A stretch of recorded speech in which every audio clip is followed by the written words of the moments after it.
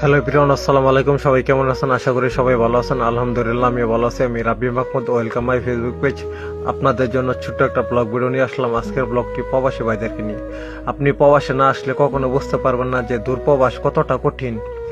দূরপ্রবাসে আসার পরে বুঝতেছি যে এখানে স্বপ্ন পূরণ করা খুবই কঠিন।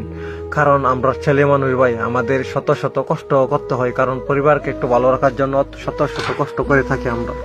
আর মধ্যবিত্ত ছেলেদের স্বপ্ন দেখা বারণ, তাদের স্বপ্ন পূরণ হয় না। কারণ তাদের স্বপ্ন পূরণ করে নিতে হয়।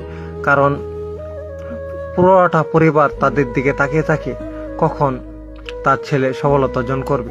আর তারা তো জানে না যে এখানে সফলতা ধরা যে খুবই কঠিন। বিমান দেখতে যতটা সুন্দর তার থেকে বেশি ভয়ানক। আর সবাই প্রবাসী ভাইদের জন্য দোয়া করবেন, আর সবাই আমার পেজটি ফলো করে দিবেন।